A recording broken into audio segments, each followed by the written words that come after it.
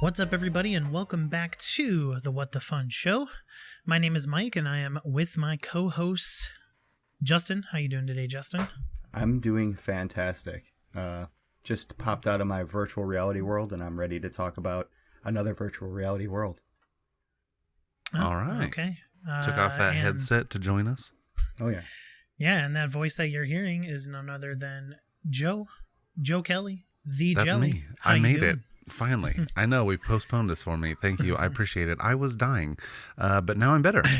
Better, not totally good. So you might hear some scratchiness or some noises from me that aren't normal. But I'm excited to be here for this, and I really appreciate you guys waiting for it and holding out for me to be on the recording. Yeah, for sure. I mean, this was a movie that we just didn't want to not review without you, or that was a double negative. We didn't want to review this without you. There we go.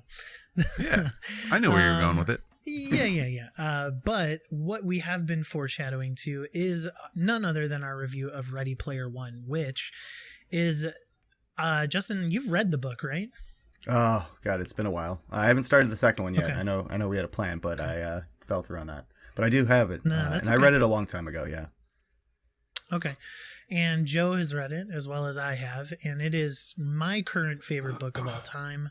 And so the movie, obviously different from the book, but still amazing fun. And so we're excited to get into it. So stay tuned, everyone. But first, a little bit of housekeeping.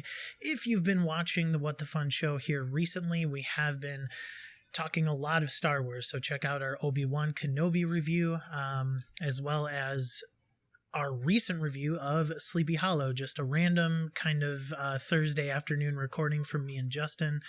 So Sleepy Hollow, that 1999 film from Johnny Depp, Tim Burton, Christina Ricci, those guys over there.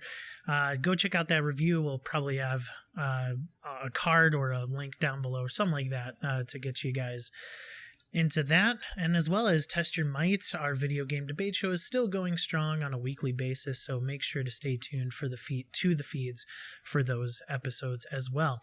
If you're listening on a podcast app of your choice, please leave us a review. It really, really does help us. Social media doesn't do anything nowadays as far as discoverability, so reviews really do help us out. And so the 7 of you people who have reviewed us on Apple iTunes, we have 7 reviews now, all 5 out of 5 stars, so we thank you very much for the support. If you're on YouTube and watching us here, please hit that subscribe button, like, and comment down below. Let us know what you think of Ready Player One here on today's episode. And yeah, that is a little bit of housekeeping for you. One last thing, guys, social media totally works. Just share it with your friends. If you enjoy this, if you're listening to us or watching us, the best way to contact your friends is social media, let's be honest, because that's where you're talking to them. Share it. Say, hey, I've been watching or listening What the Fun Network. Either Test Your Might or it does the show. work sometimes, yes. Word of mouth is the best. We all know it. I mean, if your friend tells you to watch something or listen to something, you're going to trust your friend. True there. Trust them. On the Test Your Might side, it's Game Pass, is word of mouth. They really haven't had any advertisement strictly for, Game Pass, and it's doing great word of mouth style, for sure. Yeah, I mean, people know that we're Game Pass stands over on the Test Your Might side. That's for sure. I don't pay for it. Know that now. All right, sure. That's why you're not on Test Your Might often.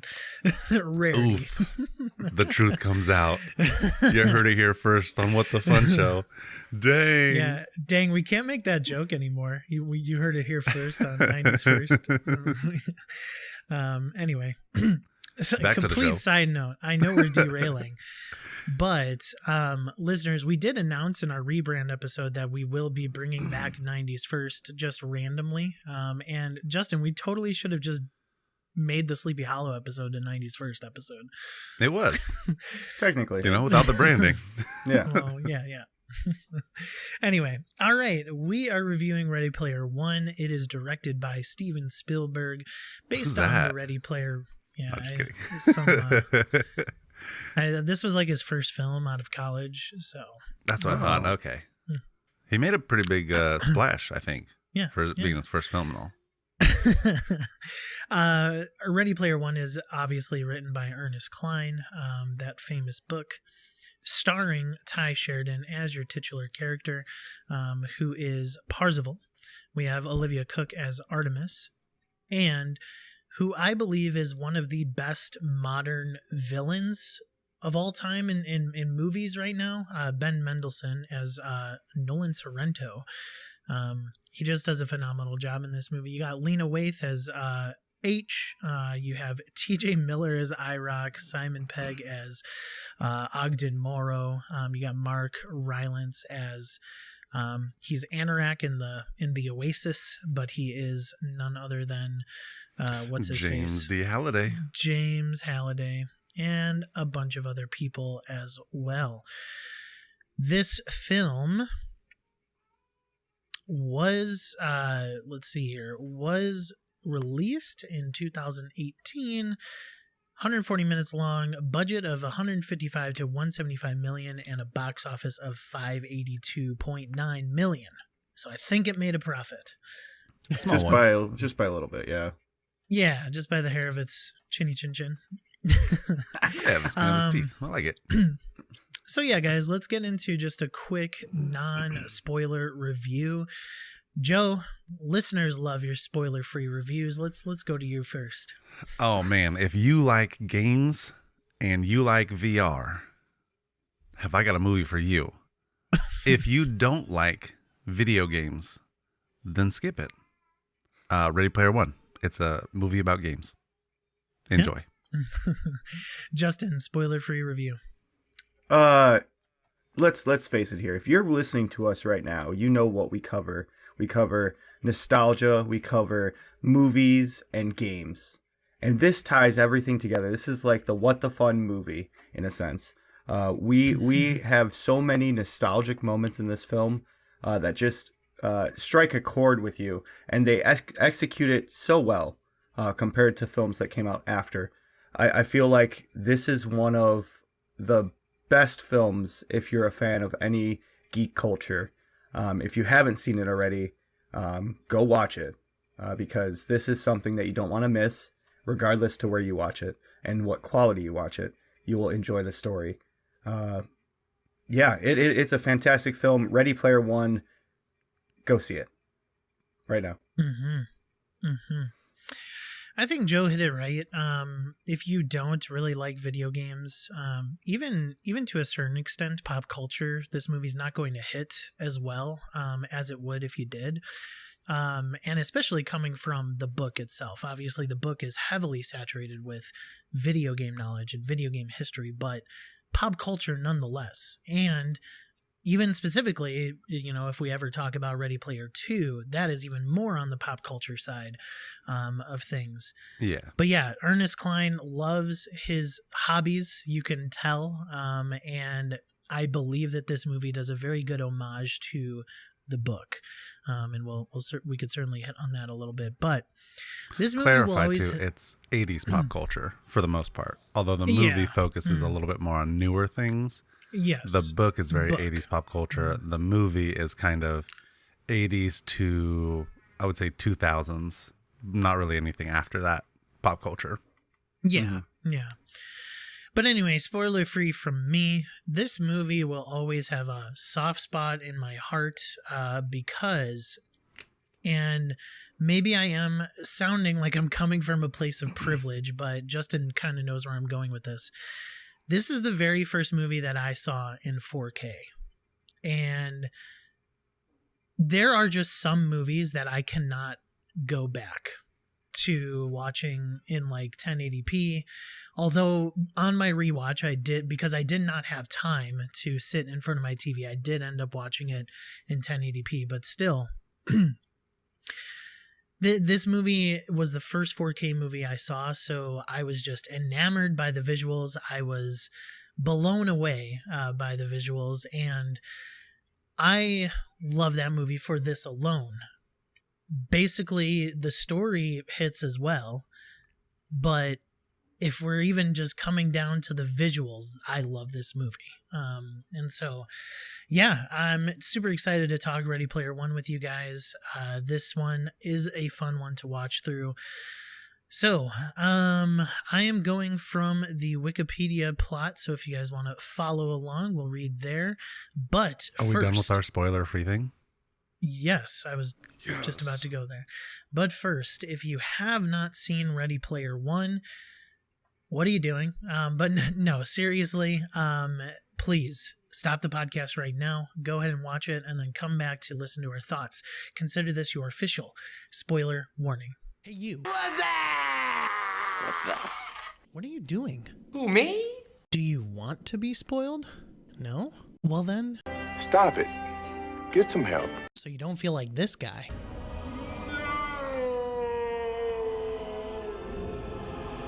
Instead, let it be a surprise. Oh, I like surprises.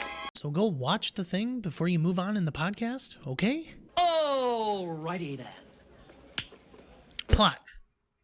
In a dystopian 2045, people seek to escape from reality through the virtual reality entertainment universe called the Oasis, which does actually stand for ontologically anthropocentric sensory immersive simulation. Give me that, gentlemen. Come on. That was pretty good. I'll give you like good. 90%. Yeah. You almost didn't stumble through it. Yeah. Yes, and so I will be calling it the Oasis from now on. created by James Halliday and Ogden Morrow of Gregarious Games. So yeah, guys, sets the stage here. The Oasis, it's this complete virtual reality immersive simulation, and honestly, this is kind of a peek to, maybe we won't ever get levels of the Oasis in the real life, but there's probably dreams of getting this to become a reality. Wouldn't you think there, Joe? Absolutely. If Microsoft isn't working towards this right now, Xbox, whatever you want to, like, if they're not actively working towards something like this, especially with Game Pass, and then it's already got everything in one place, right? So as soon as they have the ability or the technology to put a headset on and you have access to those things, I mean, if they're not working on it, then I don't know what they're doing. But I know they have a division in there somewhere, their R&D, that's already focused on how to transfer everything over to a virtual rig, an Oasis rig, if you will. I mean, maybe Sony too. I'm just kind of a shill for Microsoft and Xbox, Well, I mean, because Sony I jumped ship off Sony a while ago. They have a VR. Sony does have the VR headset. So, I mean, Justin, you excited to be in the Oasis in the future? As of right now, I believe in the movie and in the book, it launched in 2025. That was the first initial launch of the Oasis. And that's 3 years away now. But we have a lot of things that are on the way. We have Facebook Metaverse's Oculus, which is very similar to being in an environment outside of your own world. We've had games like Second Life, been out for years and almost decades now, that you just have another life outside of your real one. And then even from the opening cut, you see a drone deliver a Pizza Hut pizza. I know it's not Domino's for me, but it's a Pizza Hut pizza. And that's something that Amazon is currently doing with drones as well, with package delivery. So it's not too far out, and it's not a far reach for, sure, technology can improve. It seems like VR right now is kind of a gimmick, but eventually with enough work and with enough designing, I think the potential could be there for sure. I mean, I think we are so far off from this. But I do agree with you, Joe, that if people aren't thinking about it, like, what are we doing here? Because, we are going to, listeners, we will be referencing the book probably a lot here. I'm going to reference it. Yeah. But in the book, at least, what is not necessarily showcased in the movie is the book displays the Oasis as having different hub worlds and like different worlds that you could go to that are, specific towards Lord of the Rings, towards Matrix, all Yep. these different worlds that are specific to a current or a historical pop culture icon, really. And I mean, in the second book, there's a Prince world, stuff like that, and that is what we are so far off from because of licensing deals and all that. But I do believe that people are probably thinking about this. How do we get a fully immersive virtual reality headset that will, as Justin said, give us that second life in a sense? And maybe that's something that you're interested in. And so, I mean, people are definitely thinking about it. So let's move on to. Well, yeah. if you want to play in someone else's world, right? But if you invent your own, all they need is a unbelievably well developed and built open world to wander around in. Yeah. That's all they need. Like, if you want this tomorrow, then for the last 5 years, you need to have been developing the best open world map on an entire world. It'd have to be, I mean, just epically huge. And then just hiding things in it, right? Yeah. Having it be destructible and all of these things. And maybe 5 years isn't enough time, but you'd have to be Probably spending not for this scale. yeah, you'd have to be spending a lot of time. All I think is, like, if you want all the fun things that this has, all of the Easter eggs, so to speak, or the properties, then yeah, we're probably super far off from that because everyone, capitalism, everyone wants their buck. Yeah. But if you just want to be immersed in a world that you can kind of have a second life in, then yeah, I don't think we're too far off from something like that. But from having this sort of thing, Gregarious Games owned the rights to all of these things. They bought them out. That's why they had them. Well, in the book. In the book and in the movie, they owned most in the of movie, them. technically.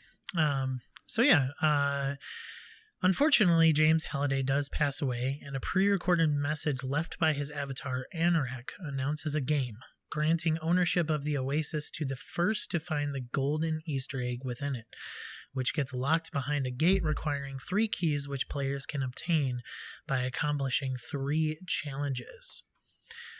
And really quick, the contest has lured several gunters, or egg hunters, and again, we will be referencing the book, and I just love how deep it goes into the Gunters in the book versus the movie.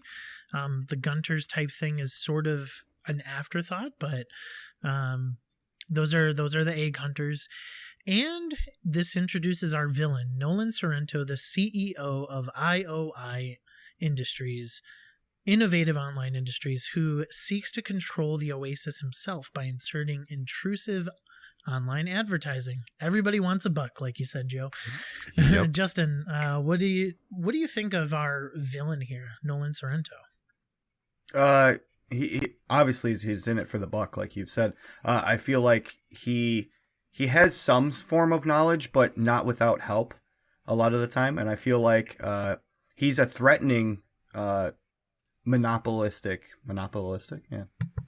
villain. I think I think that he really does want to gain control, just to have control over everyone in the world, because this is what everyone's doing now. So he wants to be that monopoly guy in a sense. He wants to be that person that's the banker and decides what is, they're creating their own weapons for games. They're creating their own worlds. They're doing things that it wouldn't have happened if Halliday was still alive. Honestly, it wouldn't have been that way.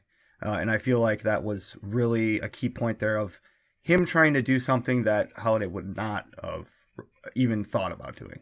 He wanted it to be a game. Yeah. He wanted it to be fun. Yeah. Yeah, and that's all Halliday was he was a little child in a girl man's body, and that's not a bad thing, we're saying. Like he loved his video games.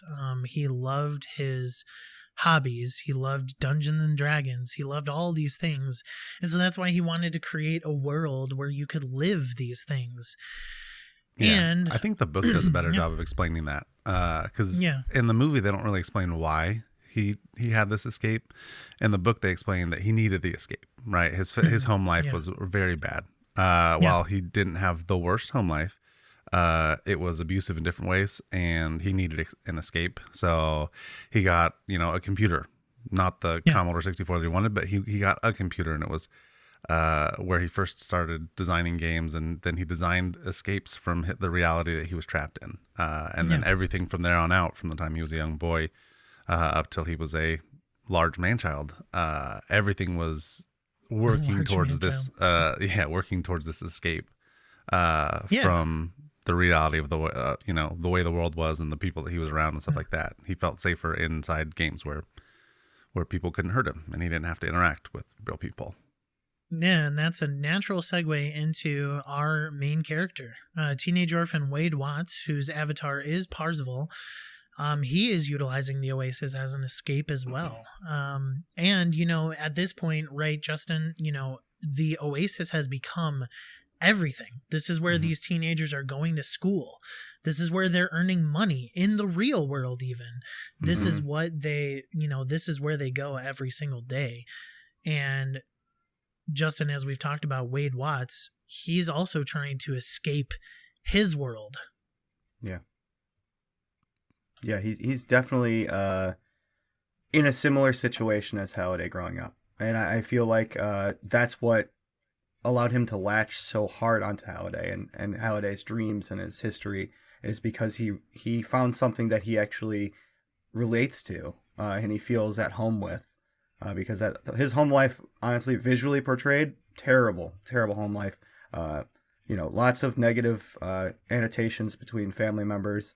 And also his original mom and dad, it's a bad situation for sure. And who wouldn't want to get out, and who wouldn't want to, do something good and achieve something, Yeah. Well, massive Harry Potter parallels. Abusive aunt and uncle trapped in a small space. Oh yeah. Come on now. 100%.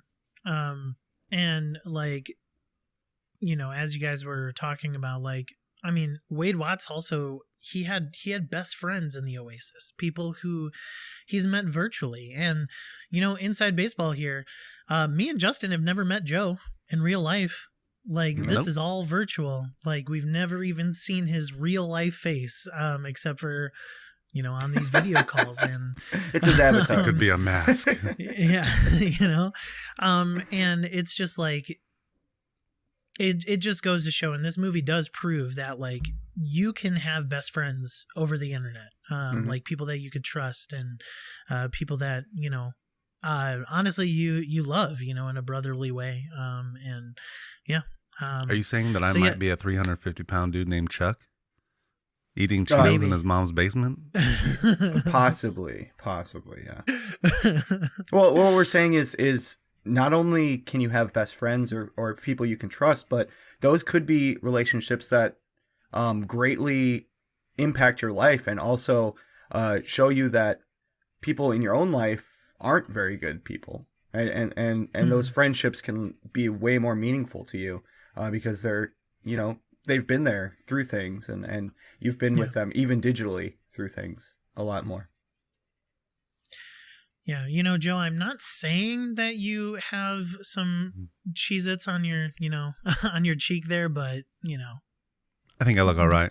Yeah, okay. So anyways, a big difference here, between the book and the movie, because we're going to reference it, or at least I said I was going to. In the book, he didn't have friends. He didn't have friends in the Oasis. He was a loner both in the real world and in the Oasis, which was, I thought, kind of cool how they switched that for the movie. But in the book, he the only person who was his friend was H. And that wasn't until later. So in the movie, we're introduced to him being friends with kind of the four already, right? H, Daito, Shoto. Yeah. Not quite Artemis. But so the three. Not quite Artemis yet. No. Mm-hmm. But in the book, it was very different. I don't think they ever really trusted each other until the end of the book, even. And that's when it finally happened in the book. Yeah. Mm-hmm. Well, and that's what we'll get to it later, but that's what H was, telling him, that like you just can't. Maybe this Artemis person is not this good-looking girl that she is in the Oasis, but rather this 350-pound person eating Cheetos in his mama's basement, Mm-hmm. And so that's what's really funny about it. And I'm just gonna go on a quick tangent. By the way, that was perfect casting for H. Absolutely. In real, in the real life, it was Lena Waithe, sorry, who was H. So perfect Helen casting. Harris, another Yeah. superhero name. All right, so so Parzival, he's basically a scavenger, which is somewhat of what he is in the real life as well. But in the Oasis, he is a scavenger. H even mentions that, oh, you're gonna like just do this race, this first challenge, and like stay back to wait for the Sixers, the Sixers, who are the IOI agents, the army of servants that IOI has to find the egg. You're gonna wait till these Sixers crash and then collect the coins so that you could even get gas to continue this race. It's just kind of funny. So that's what Parzival is. Whereas Artemis, who we're introduced to, who is a female avatar, whom Parzival does have a crush on, but she seems well off. She seems like she's been the able Sixer to fixer. Yeah. She's been able to, kind of establish, this presence in the Oasis, and she has funds. She's able to participate. But one of the things that she doesn't have is a mind to balance hers as far as hunting these Easter eggs. And so, Justin, I hand this off to you. Like, after this race, you kind of see them, kind of get together and put their Halliday knowledge together to figure out how to get this first egg. Yeah. Or first key. Sorry, first key. Yeah, the first key. So they, the end of the race happens, and Parzival basically saves Artemis's life, or her, so that she doesn't zero out, which is losing everything. And her bike is wrecked, so they take it over to H, and he fixes her bike, and they have this interchange of conversation about Halliday's knowledge. Pretty much, it's a test of Halliday's favorite shooter, favorite game mode. Jelly, what's the favorite shooter? Obviously, we agree with that one. I don't remember them. I'm going to be completely honest here. GoldenEye. It's GoldenEye. Golden. Slappers only. Game mode of slappers only. That's right. Yeah, it's slappers only. It was not the same in the book. Yeah. And then it goes into movie. It goes into music. It goes into the music video. And eventually a quote, which is a Superman quote, which is great. And Superman makes appearances throughout Lex this. Luthor And so, himself. yeah. And basically they get, let's go back to this place called the Journal. I believe it's Halliday's Journals or something like that. The archives. The archives. Halliday's Archives, which is literally a building filled with everything that Halliday has ever consumed or witnessed in his own life in 3D spectrum, so they can literally watch events unfold. And they end up learning, some stuff. Well, she's not there at this time, right? This is just him, and he. Yeah, so this is just Parzival. This is the first time. Finds out. Yeah, exactly. He finds out that everybody's doing the race wrong. He finds out that you need to go backwards, and what he ends up doing, I'll hand this off to Joe. He tries to keep it a secret. He does ish. So yeah, they're he's in the archives and he's viewing it, and Halliday is staring off to space, right, and delivers I wish we could just go backwards, backwards really fast, as fast as you can. And that's pedal his to the clue. So he metal. goes, pedal to the metal. And so he goes back again to the races, which H is surprised because, Parzival doesn't have any money. So it means he's going to have to sit in the back to try and get gas again, or coins for gas. And Artemis is there because she's there every time because she's going to be the first one to get the key. So she rolls up right next to him, just past him, looks over at him, sees that his expression has changed, goes, "You know something, don't you?" And then he doesn't say anything. Yeah. And he just like looks. And then she's like, trying to get more information out of him. Obviously using her womanly ways, right? Trying to flirt it out a little bit. And he still says nothing. Stays there, stoic. And then as soon as the race starts, she takes off forwards. And he doesn't move. And then he throws it in reverse and pedal the metal as fast as he can in reverse, and the track drops out, and then he's under the race, and he figured it out, the first clue. So while he didn't tell anyone, she was there and she saw him do it. So secret's out. She figured it out. He gets the key first, though. Gets a key, gets a clue, gets a bunch of coins, gets a bunch of money, real world money and Oasis money, credits, and then gets absolutely just looted up. Buys a haptic one boot suit, right? With the microfiber crotch inlay and all the goods. Yes, it's in there. Buys the Holy Grail from Monty Python. Yep. The holy hand grenade. And the Rubik's Cube thing. Right. A Zemeckis cube. I don't know why I remember these things. Gosh. But anyway, so yeah. Listened to the book several times. But they're not in this. That's the difference. Is like I've also seen the movie a few times, but these aren't the same things as in the challenge isn't even the same, which is so funny. So if you're listening or watching this, read the book, please, or listen to it. Honestly, the audio version of the book is narrated by Will Wheaton, and it is it took me a minute to like disassociate him, but like he does a very, very good job. So you should listen to it or read it. It is unbelievably good. It is a probably top tier book for me, maybe top 5. But so yeah, he figures it out, beats it. Artemis is watching. She gets it.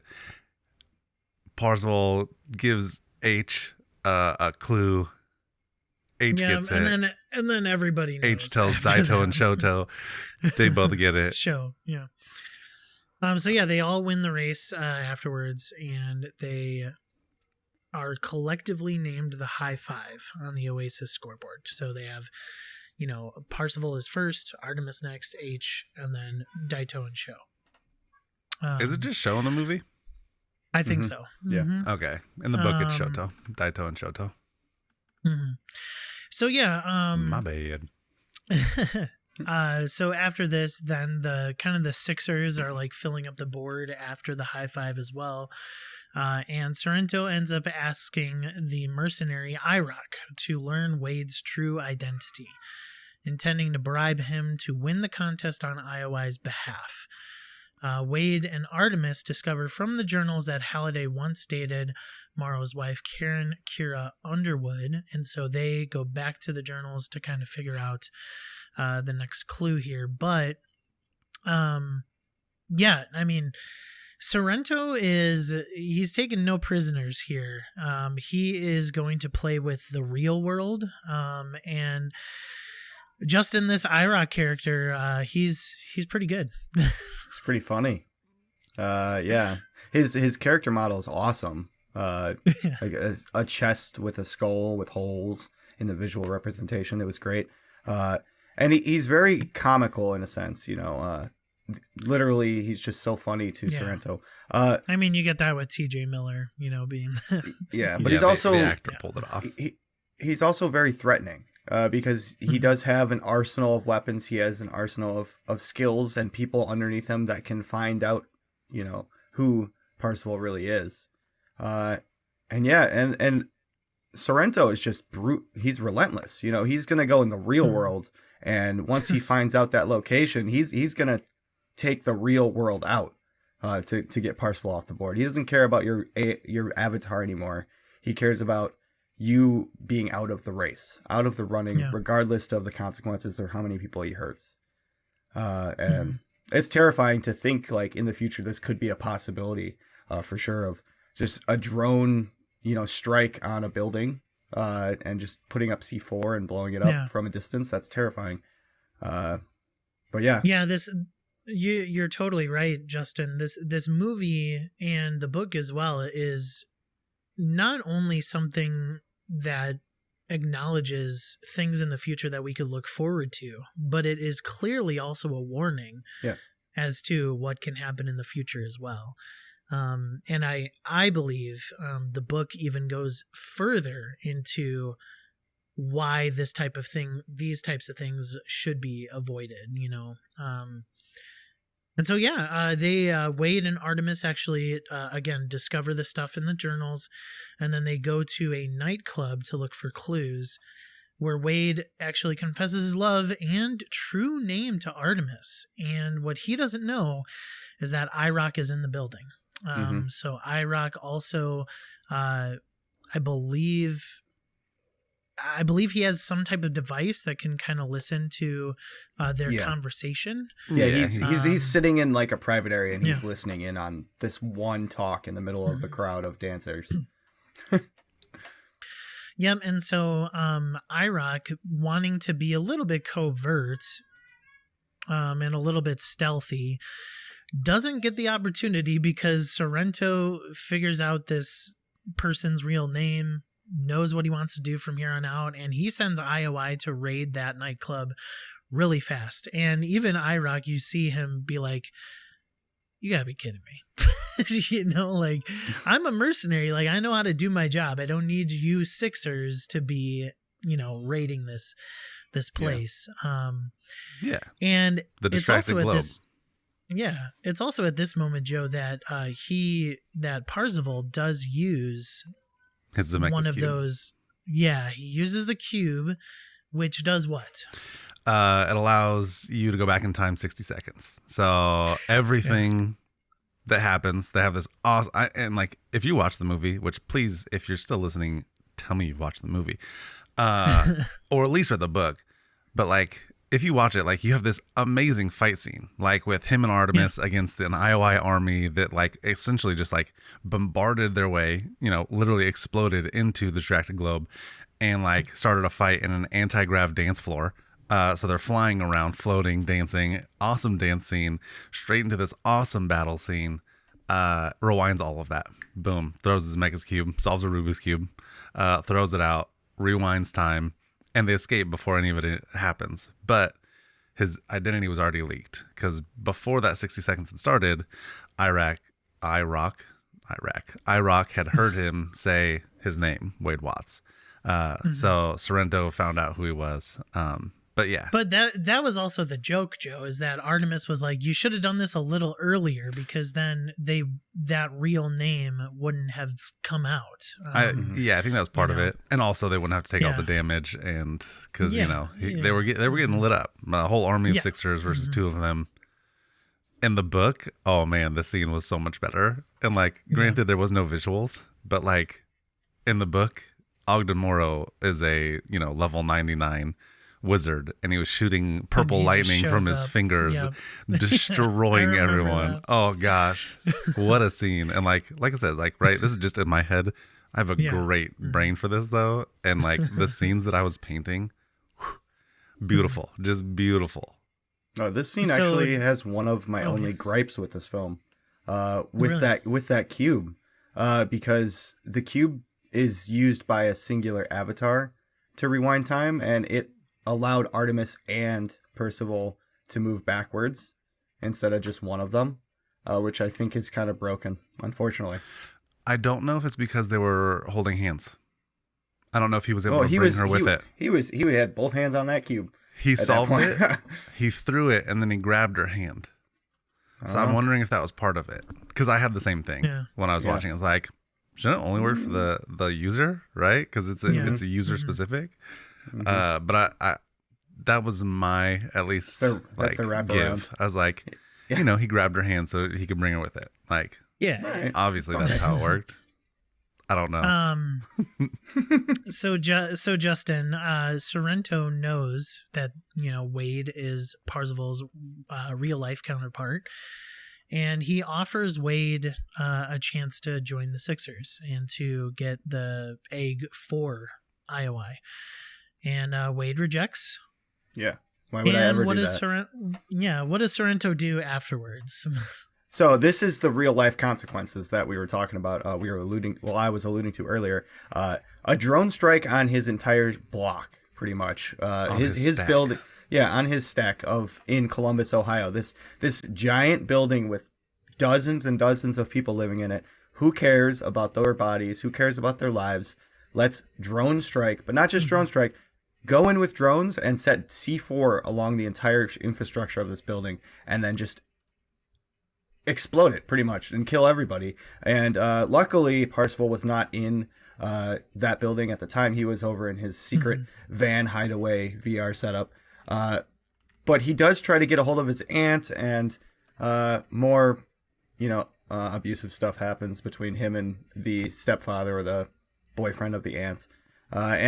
Rick. They don't move too quick, let's just say that. And no. Parsifal is alone at this time. He feels all I have is my VR family now. Yeah. Though the saddest loss there was Miss Gilmore, let's be honest. Yeah, I mean... his only real-world friend. That's kind of what... it goes quickly, right? So, the stacks get blown up, and Parsifal is then... he's then picked up by the real-world... Artemis, basically. He's kidnapped. Let's be honest about it. He's kidnapped. He's chloroformed and kidnapped. So I mean, he didn't really necessarily have time to react or time to kind of grieve, because he's kind of in the thick of it here. And that was kind of the point, I think. I mean, I don't know if he's necessarily grieving anybody except his aunt and his one friend in the stack. So I mean, they move on pretty quickly. Sorrento does all of that, and Samantha Cook, who we learned to be Artemis, who does not like to be called Sam. It is Samantha, so don't tell her otherwise. She takes Wade in, and together they realize the second challenge relates to Halliday's regret of not pursuing a relationship with Kira, Ogden Morrow's wife. Because he did have first shot at her. I mean, that's just what they say. They're plain and simple. He did have a date. And that's the whole scene, right? You went on a date? Tell me about it. How far did it go?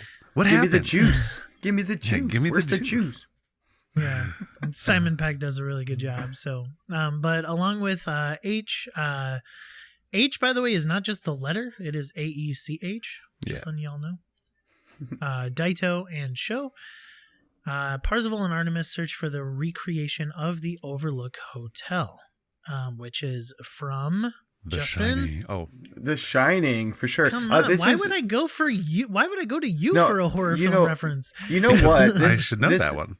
This is where it's at, because this is my favorite part of the show right now. For everyone viewing and everyone listening, this is my favorite moment, because this is Stephen King in a movie that Jelly ranks as one of his top movies. And this is a horror movie-esque scene in one of those movies. So I want Joe to take over this. I really want Joe to take over this and describe this scene in full detail, because I want to hear his favorite scene of horror in one of his movies. It's fantastic. He did a wonderful job. Spielberg did an unbelievable job with this. They visit the Overlook Hotel, and they have to get through the hotel. They have to solve the puzzle, even to gain access to find the opportunity to get to the next key. And the puzzle is they have to get through the hotel. And if you've not seen The Shining, the hotel is just, it's in his mind, right? All of this is in, what's the character's name? Jack Nicholson. In The Shining? Johnny. Jack Nicholson? Johnny? Yeah. Johnny was a good boy? Yeah. I mean, it's not in Jack's mind. Isn't that the whole movie is supposed to be like in his head? He's like trapped in, it's all mental. Well, the original, it's the son, which is Danny. Oh, Torrance. okay. And in the book, it is more from the perspective of the son, and then Jack goes crazy. Okay, yeah. So yeah, they have to get through the crazy mind, right? And they're searching through the rooms, and there's a maze, and there's a witch, and there's the twins are in there on the bicycles, and the whole thing's done beautifully. H does not like horror films, has never seen The Shining, will not go near him. It's the Joe of the group. Yeah, H is me. Joe of the group. And so, like, right, the one that closes their eyes and hides from the scary things,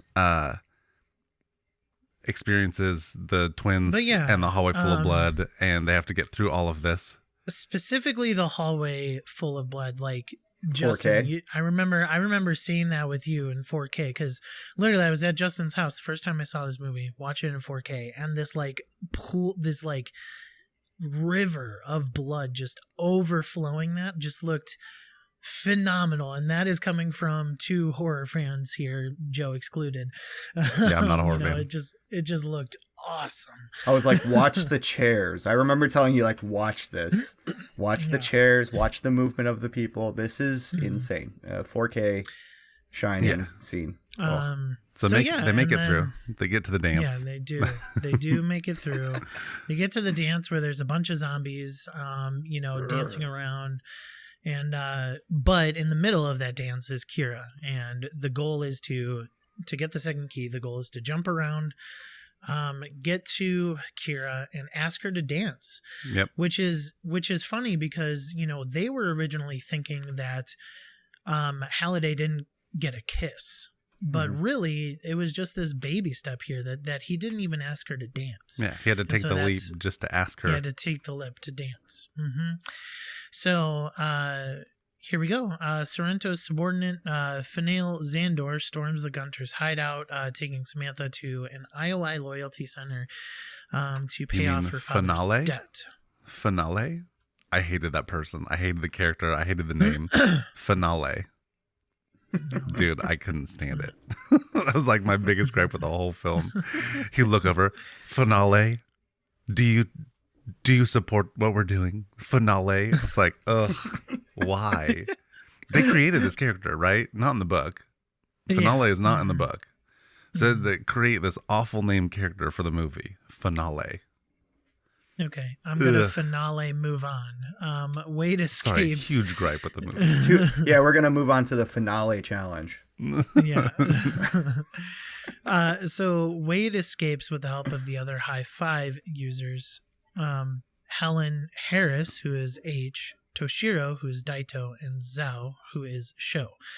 And Zhao is a 11-year-old boy, and this kid has some cojones, because he's like, I am not 11, basically. I am 11, but stop it. Yeah. I'm a big kid. Yeah. Don't look at me like I'm a child. Even though he's clearly a child. They're in Helen's truck, and Samantha eventually does escape confinement after H and Parzival hack into Sorrento's Oasis rig. So that's kind of cool. And they kind of knew that because, they were able to do that because Wade, when he was having that meeting with Sorrento just is an old man and leaves his passwords just laying around. And so they were able to hack it pretty simply. Here's a post-it note. Yeah, it was literally just a post-it note. Like, you live in a world where this type of virtual reality is thing, and you don't have a password lock. Like, okay.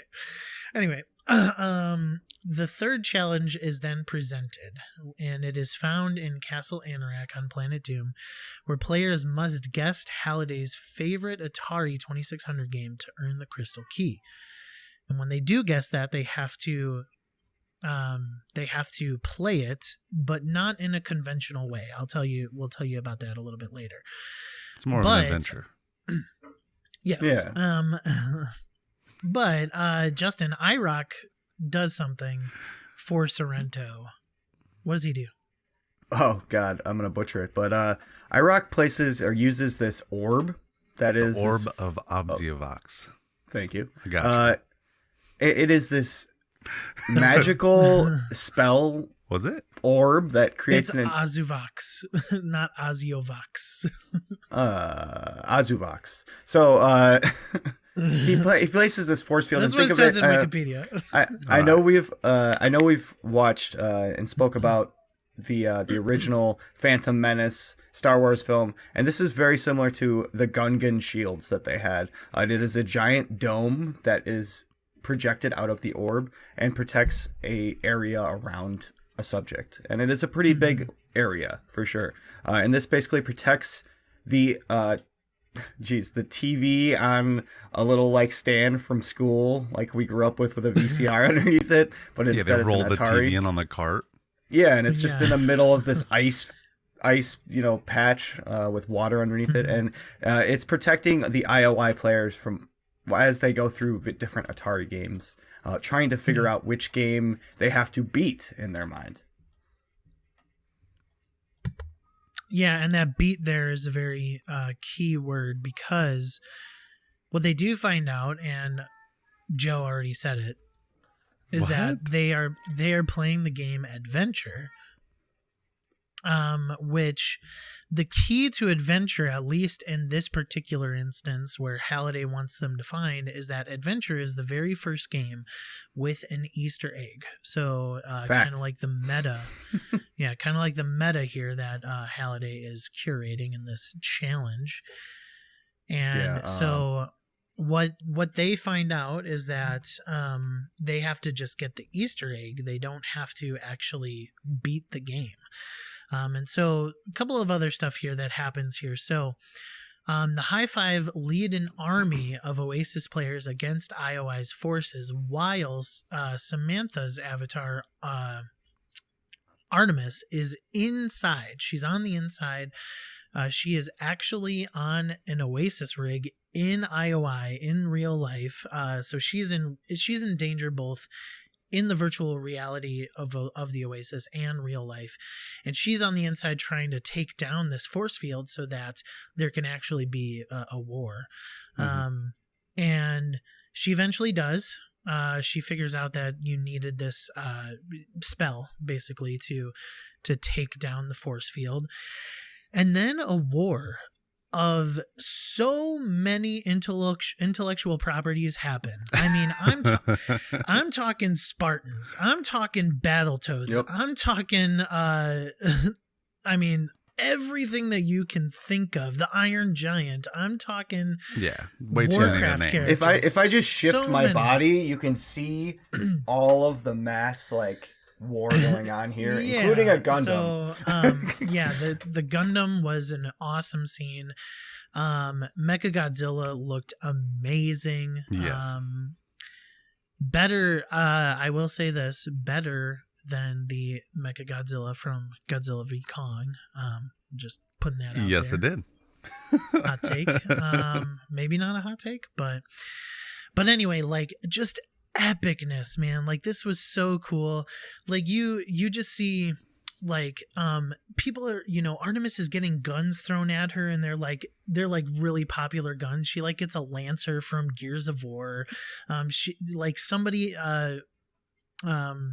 Parzival takes out the rocket launcher from Halo, and it's just like so many Easter eggs while they're trying to get the final Easter egg. It was brilliant. Yeah, like and a on top 2-minute of it, scene. Yeah, exactly. And on top of it, the visuals are top notch. Like, this is no slouch. I mean, it's Spielberg, right? I do say, like, watch it in 4K if you have the chance. Yeah, and also the last weapon that Parsifal gets is one of Jelly's favorite horror movie icons. He gets the it Chucky thrown. doll. Oh my goodness, that was awesome. And he's like holding it while trying to drive, and then throws it, and the IOI guy's just like, Chucky! And it just mows down like 6 dudes. Yes. Yeah, it's just murderous great. little doll. Yeah, I mean, it's just, this was epic. It was awesome. And so they are on their way, or at least Parzival really is on their way to get this final key for the Easter egg, and they're trapped. They have so many things. They have so many IOI Sixers in front of them. They're not really going to get there, but he does have a plan. He also, though, finds out that Artemis, in real life, Samantha, is actually in trouble. So he's like, you need to log off now. You need to get out of IOI. Thank you for taking down the force field. She doesn't want to, and he ends up shooting her. Yeah. Yeah, He zeroes her out pretty much. Yeah. Well, it was perfect timing too, because it kept cutting to the real world and the AI or the VR, and you see Sorrento walking walking behind, taking helmets off of people just randomly while they're playing, looking for her, and then she gets shot, she gets to her knees, and she's redded out, and he was like right behind her, ready to go to grab her.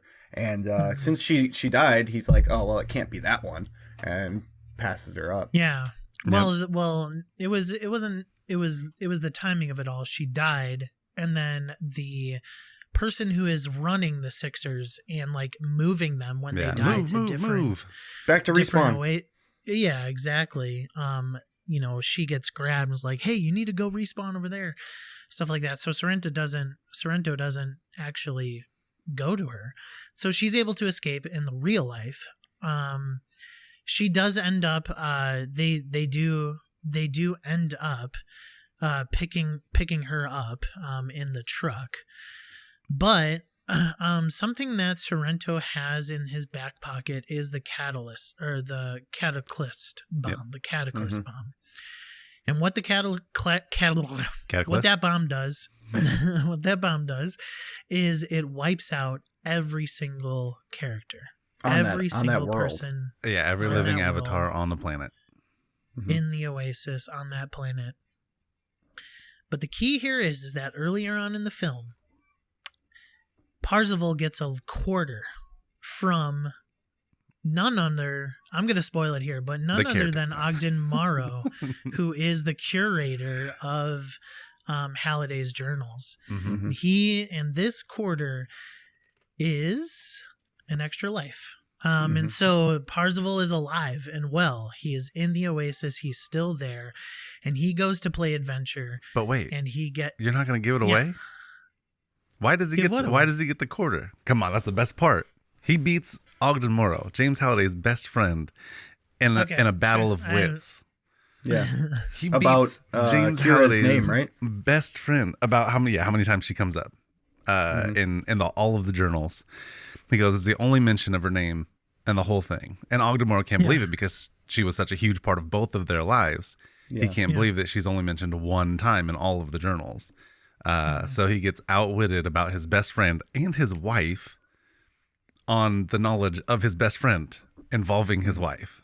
Like, come on now. That's good. No, yeah. And that's just great. in the movie. The book's version is better, but yeah, fantastic.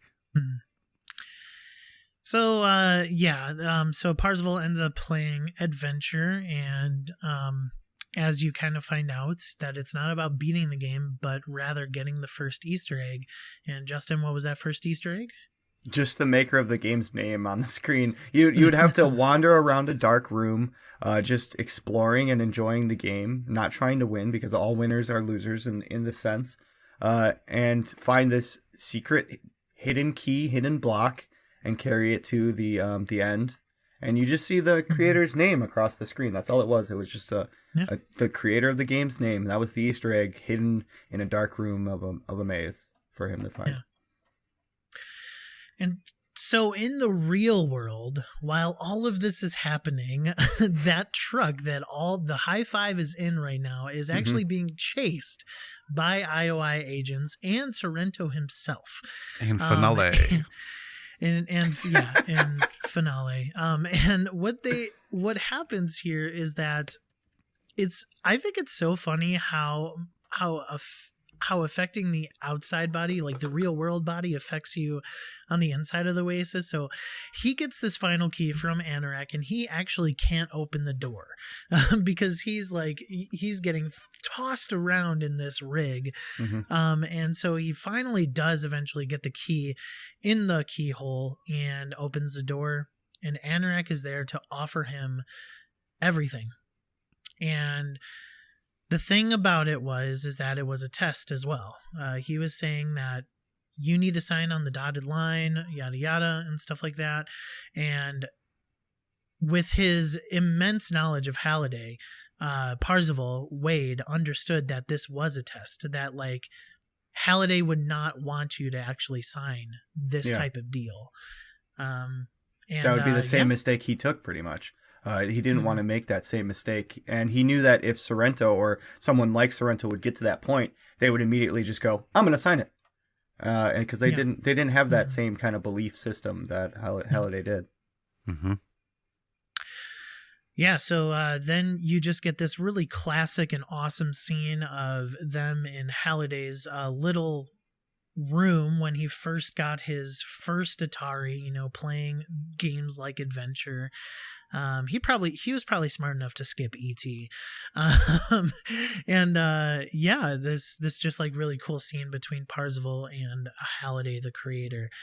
And he does tell him all about his life and his regrets, and then eventually awards Parzival the Easter egg, which I thought was a really fun touch that he couldn't find the Easter egg because it's just been so long. Yeah, he forgot where it was. Yeah, he was like, where did I put this thing? Yeah, so little nod. Yes, he did know about skipping E.T. because E.T. was not in this film at all, even being a Spielberg property. But also, Joe, your favorite Atari game was on the wall in a poster form. Joust was up there in all of its glory, just for you, Joe. In the visual representation, they had that Joust poster. I know, it was beautiful, flying turkeys and stuff. Yeah, Right. Whatever those 8-bit creatures were, dragons and turkeys. What is in Joust? Ostriches, emus? it's like ostrich. I would say ostriches. That's what it looks like for me. I mean, can't tell. isn't it just a human on a horse? No, it's not a they're horse. flying. No. They've got wings. Flying creatures, and Big I wanna round say bodies. It's an ostrich. I would say ostrich. I played it not that long ago with my son, and you can't tell what they are. But it's fun. I would guess ostrich for sure. Giant chicken. Giant chicken. I like it. Yeah, player 1 rides an ostrich. Hey! Player 2 a stork. Storks There and you go. Yeah, ostriches. you're a stork if you're player 2. All right. Okay, I didn't know that. I've never played Joust. So. Oh, you've It's got on it. the it's on the arcade if you have like the arcade classics game. So Ogden It's Morrow on does Game Pass. appear in real life, revealing that he was the curator. We've already revealed that to you, listeners. Again, if you're still listening and you haven't seen this. So Wade decides to run the Oasis with the high five, inviting Morrow to join them as a consultant, which that's pretty similar to the book. So that the ending is pretty similar there. Kind of. It's similar enough. Yeah.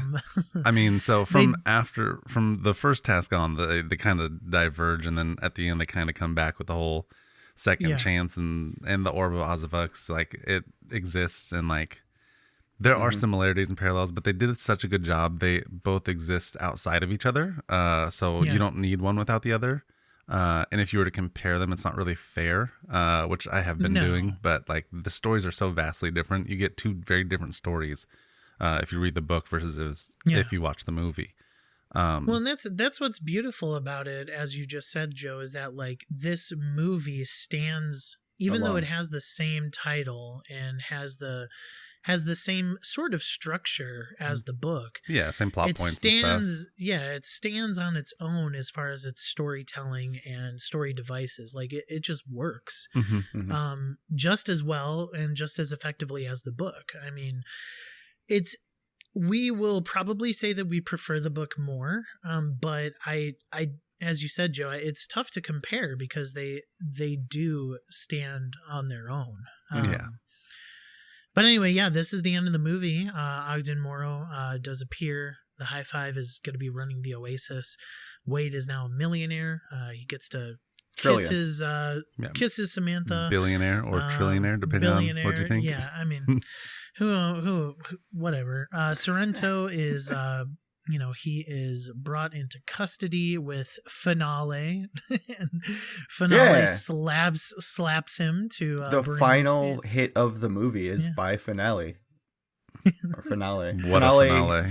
Yeah, what a finale. Did I hate that character? So again, dumb. okay, well, we're moving on. Wait. Who do you hate more, Anakin's portrayal or Finale? Oof, Anakin's portrayal in the prequels. All right. Come on now, it's not even a competition. Even in the third one, the Finale? And I've got to go. Bye, everyone. But anyway, the High Five make a controversial choice to close the Oasis every Tuesday and Thursday for people to spend more time in the real world. And that was completely selfish because Wade wants to kiss his new girlfriend. So yeah. Yep. Anyway, that is Ready Player One. So Joe, I'm going to go your way first, but before I do that, we have officially finalized. We have officially finalized our review scale. So listeners, we've been kind of teasing this for a couple weeks here, but we do have a 5-point scale now, and just the round numbers here. So 1, 2, 3, 4, or 5, and 1 for us now means bad. And 2 means okay, 3 means good, 4 means great, and 5 means amazing. And so maybe Joe, in post, you could put those like on the side or something really quick for listeners to see. That'd be awesome. We shall see. And Joe's our editor, so he'll get it done. He usually does. But also, we do kind of want to throw out some extra rankings that bring in a little bit more context for the movies that we watch. So there is going to be a must-watch category as well, and there is going to be an avoid category. So giving you an example here, Halloween 1978 is my favorite horror movie of all time. And so I would say that Halloween is a 5 out of 5 amazing, but it's only a must-watch if horror films are you like your favorite genre or you really like horror films. It is Halloween, in my opinion, is an essential movie to watch if you are a fan of horror. Whereas if you're not, then just avoid it. It's okay. But that's kind of where we're coming at now. If you like that review system, just let us know down in the comments and let us know what you thought of Ready Player One as far as our 5-point scale. So Joe, with that context in mind, what's your review? I think that as a movie, biases aside, I'm going to give the movie I'm probably going to give it a 4 out of 5. It is a great movie. And if I have to give it an additive, if you like pop culture or video games, it is a must watch. There you go. All right, Justin, your review. I enjoyed this movie thoroughly. I think that it is a 5 in my opinion. I think it is worthy of that. I think as a standalone film, it has a little bit of everything, which makes a great film in my opinion. I feel like, yes, if you are into pop culture, like we listed at the beginning, you are going to love this film. If you like geeky stuff, you're going to love it. But if you're not into that, it might not hit right for you. Yes, it has great action. It's worth a watch. But if you're not into that stuff, it won't hit as hard for you. But I do believe that it hits that 5 amazing for me. Good segue for me as well. I believe that it is a 5 out of 5 for myself. Amazing, because this does hit. It hits in almost every way. And just talking about movies in general, one of the things that we didn't talk about Ready Player One specifically is the pace. I really feel this movie is paced extremely well. It's not like a Lord of the Rings like 3-hour movie or anything like that, and that has its credence to be something that's in existence.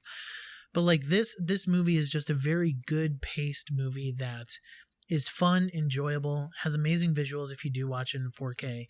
And so that's kind of why it's 5 out of 5 for me, because again, this was the first movie that I saw in 4K. It has phenomenal visuals and it has a really fun, adventurous story to back that up.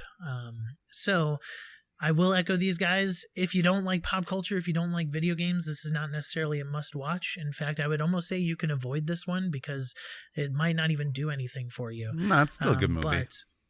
I still think it's a good movie, but like, I just don't know if it's going to be as fun for those people who don't like video games and don't like this type of stuff. My wife enjoyed it, and she does not enjoy video games. I'll put it that way. As did mine. So Okay, well, my wife's never seen it, so I can't talk to that. You but should watch it with her and regardless. see what she says, and then get back to Oh, us and the viewers. As well, I didn't mention any of the cinematography elements of this film. I feel like there was too much to talk about if I were to. Spielberg. I do want to list one, which was the opening of talking about the Oasis. As in particular, it echoed The Matrix very well. When Percival started talking, "This is the Oasis," he put the headset on, but the camera went inside the headset with him, so that you were entering that world, and it was really well done, really well shot for immersion level for the viewers. Mm-hmm. I agree with that. Mm-hmm. Mm-hmm. Okay. With that being said, that's our ratings. Let us know once again if you did like Ready Player One down in the comments below. And we will probably be seeing you next time. Follow us at Twitter at WhatTheFunPod. You could also find us there on Facebook as well. You could find Joe at JoeBorder21. That's border as in snowboarder, by the way. I On won't be Twitter, there. he's not really on there much, but you could find him there. Justin at rubberduck_2500. Me at StayAtHomeGamer, where the O in home is a 0 on Twitter as well.